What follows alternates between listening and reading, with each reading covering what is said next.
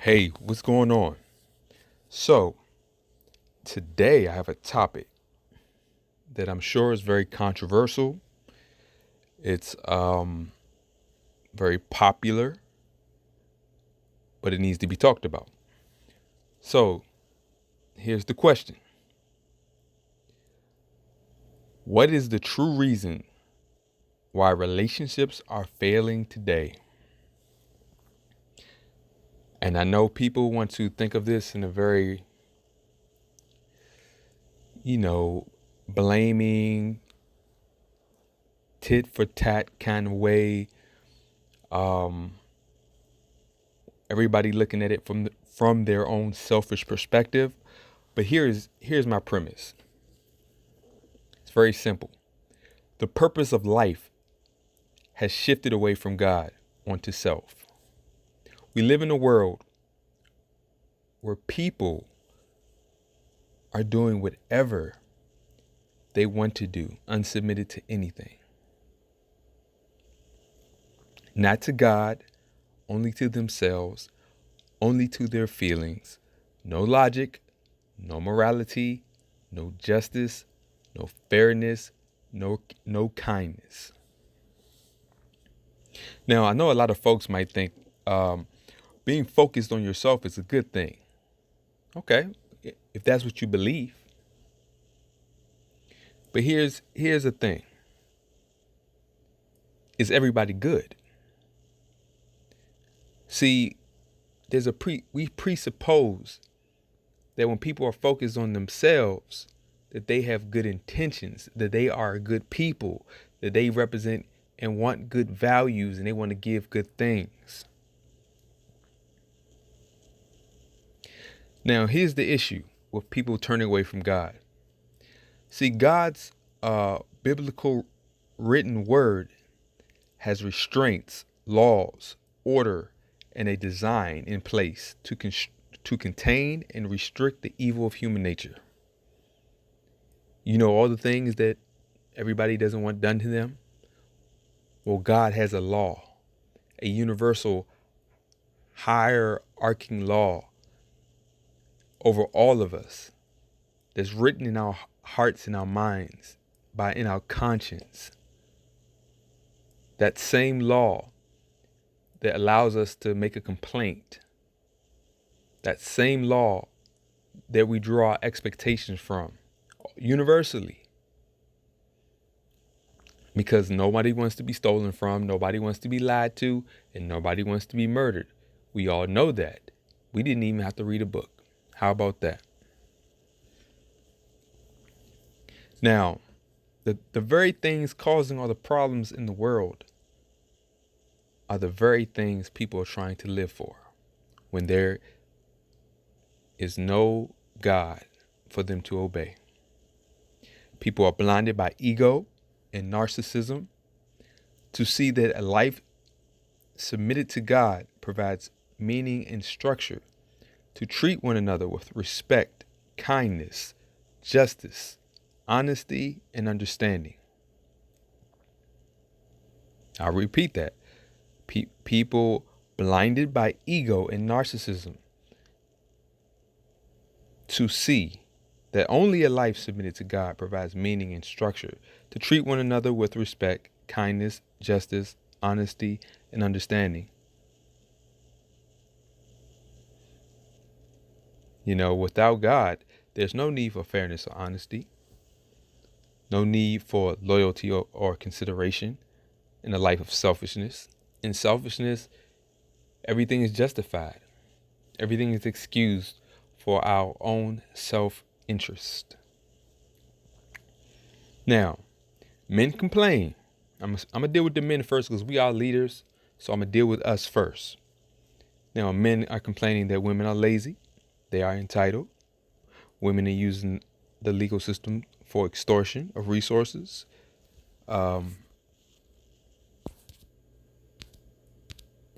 They are sleeping with your friends. They're sabotaging your life. And the women have similar complaints, more so about honesty, caring, providing, etc. Now, what's interesting to me is that each complaining about selfishness while being selfish. How about that? And mad that they got beat in their own game. Or who got used first trying to use the other. It's interesting to me. Nobody wants to talk about it. Because all the complaints, all the issues that people have, without God, they have no way to make them. They have no standard to draw from. Everything is preference, opinion, feeling. You can't expect honor and virtue while providing no honor or virtue. You can't expect the irresponsible, selfish, and foolish people to be anything but irresponsible, selfish, and foolish people. And here's the thing.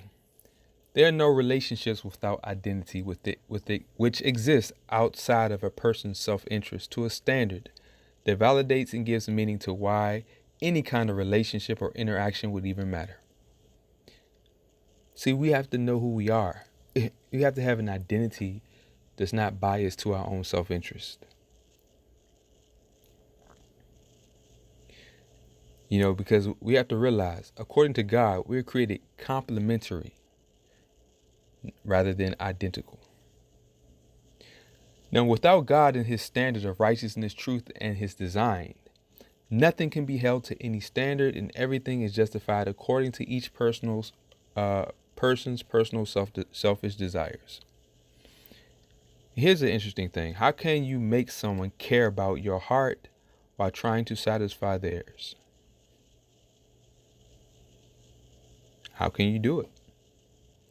If there's no framework or a moral law mutually agreed to base things on,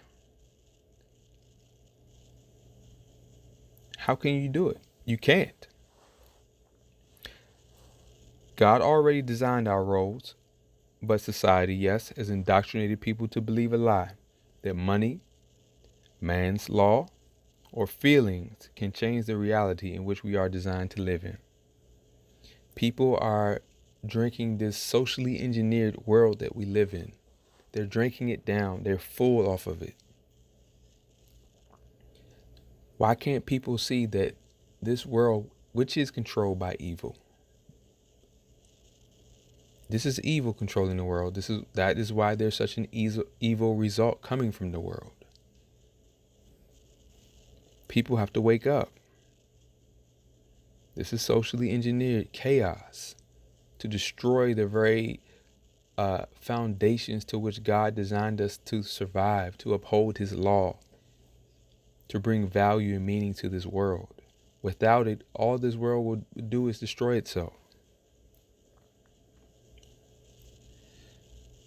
We have to be real. In God's design, man is created first. He has the responsibility to lead and reflects God written order and word. And I know women have an issue with that, but they don't understand the true value of responsibility and accountability of man to God. See, men are not put first just to be first. We're put first because we were created first, because we were designed to uphold the law of God and obey his word. We have a responsibility. We have a role, a God-given role that we must act and live within to fulfill the leadership to which we were designed.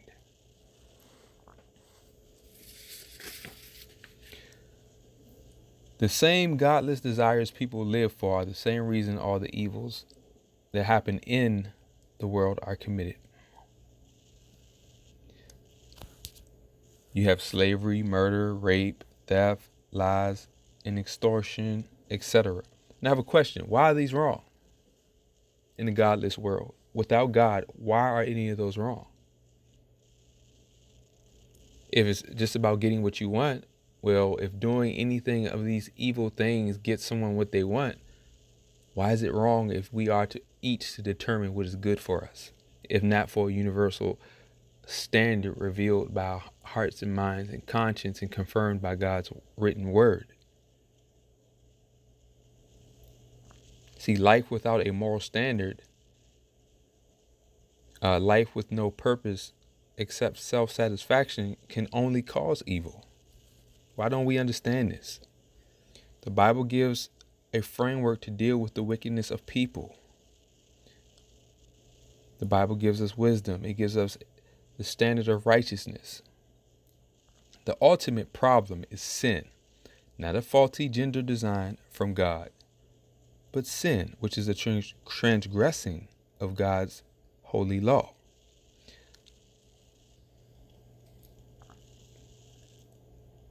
See, with the biblical God as an escape from the depravity of the human condition, people can be regenerated to think differently, to have different affections, to stem away from self and move towards God. And this causes folks to seek the truth, to expose the darkness within our own lives, and choose willingly to move towards peace, love defined by obeying God willingly, to escape the consequences of evil, wisdom to reveal the order of life, wisdom to teach us how to be more efficient in life, how not to stumble, how not to make terrible decisions, which should be prized more than money. And as an overflow, to treat others as we would want to be treated, to be considerate, understanding, and happy to live within God's given roles, because we can see past ourselves and our evils and live to be complete in our Creator, knowing that the world and its ways are wicked and passing away. We see it every day. This world is passing away. See, men and women can complain all day. We can call out our wrongs. But to what and whose standard? We're still not asking the question. We complain. We call out wrongs. But to what and whose standards? Because if men have their standards and women have their standards, what is to make the other to care? See, we are wired in sin. We are a broken creation because we choose to reject our Creator. And we can call out all the self-evident truth with empirical evidence. But the one thing we cannot do is make each other care about. They must first know God, revealed in His creation, from their life experiences reflected by their own hearts and minds and conscience, confirmed and substantiated by His holy written word. This is not hard. I just challenge people to look to the source of why we're all complaining. If there is no God, if He gave us no design, no written law, no order, then what are we complaining from? What standard are we away from to even make a complaint? Can't we all see that it's us disobeying God that's causing us not to know our place in our role, our rejection of His will, of His written word, to live within our own selfish, evil hearts and minds, determining right and wrong for ourselves? We cannot reason among each other. There is no communication. There is no agreement on morality. There is no even set standards in reality. There's nothing we can agree on unless we agree on the source to whom we are created and for what purpose. So I'm going to leave it here. Peace out.